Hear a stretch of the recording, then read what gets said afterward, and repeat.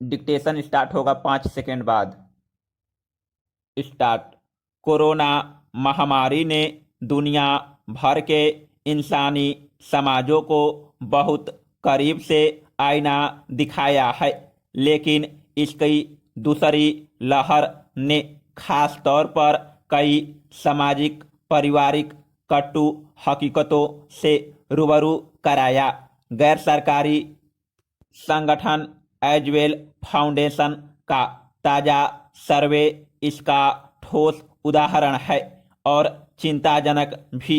संगठन ने अपने अध्ययन में पाया है कि दूसरी लहर के मद्देनजर लगे लॉकडाउन के दौरान 73% बुजुर्ग दुर्व्यवहार के शिकार हुए। करीब 35% वरिष्ठ नागरिकों को तो घरेलू हिंसा सहनी पड़ी। जाहिर है इनमें महिलाओं की तादाद ज़्यादा होगी। भारत में एक के बाद दूसरी सरकारों ने स्त्री शक्तिकरण की दिशा में कई अहम कदम उठाए, और उन कोशिशों के सुफल भी अब दिख रहे हैं। लेकिन जो महिलाएं इस समय बुजुर्गियत जी रही है, उनमें से ज़्यादातर की दूसरों पर आर्थिक निर्भरता और शारीरिक अशक्तता उन्हें उपेक्षा के लिहाज से अधिक संवेदनशील बना देती है। Paragraph change.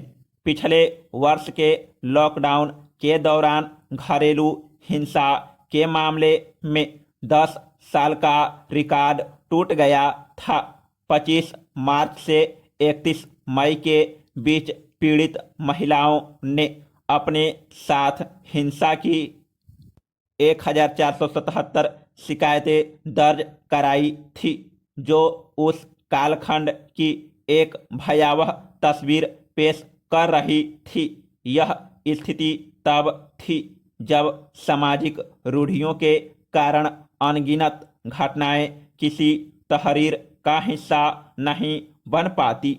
दरअसल संक्रमण का डर, कमाई की चिंता, महानगरों के दबड़ बेनुमा घर में सिमट आई जिंदगी ने अनगिनत लोगों के सामने एक ऐसी स्थिति रख दी थी जो उनकी कल्पना में भी नहीं थी।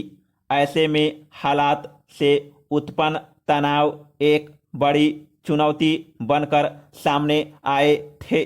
पर दूसरी लहर के दौरान न तो लॉकडाउन उतने सख्त या लंबी अवधि के लगे, और न ही यह परिस्थिति अचानक पैदा हुई थी। इसके बावजूद बुजुर्गों के साथ हो रहे बर्ताव बताता है कि हमारे पारिवारिक मूल्य तेजी से दरक रहे हैं, और उनको संजीदगी से सहेजने की जरूरत है। Paragraph change. पारंपरिक भारतीय परिवारों यानी संयुक्त परिवारों में बुजुर्गों की देखभाल कोई समस्या इसलिए नहीं हुआ करती थी क्योंकि तब उन्हें एकाकीपन से नहीं जूझना पड़ता था। भावनाओं की साझेदारी के साथ उनकी बहुत सारी शिकायतें यूं ही तिरोहित हो जाती और वे उपेक्षित नहीं महसूस करते थे। फिर परिवारों व संततियों पर लोकलाज का अंकुश हमेशा बना रहता था।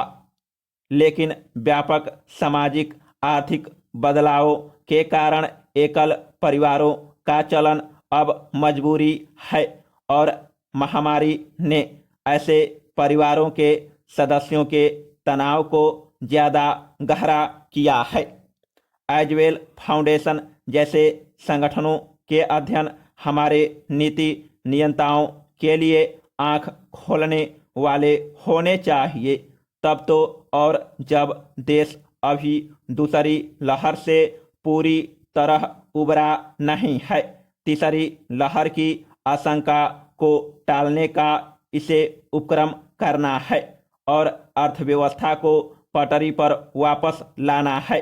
विगत वर्षों में बुजुर्गों के अधिकारों को संरक्षित करने वाले कई अच्छे कानून बने। बावजूद इसके यदि 73% बुजुर्ग दुर्व्यवहार के शिकार बनते हैं और 35% को पीड़ादायक स्थितियों से गुजरना पड़ता है, तो यह उन कानूनों के क्रियान्वयन उन्हें लेकर सामाजिक जागरूकता को कटघरे में खड़ा करता है। वैसे भी बच्चे व बुजुर्ग के अधिकारों की रक्षा किए बिना कोई समाज सभ्य नहीं कहला सकता। समाप्त।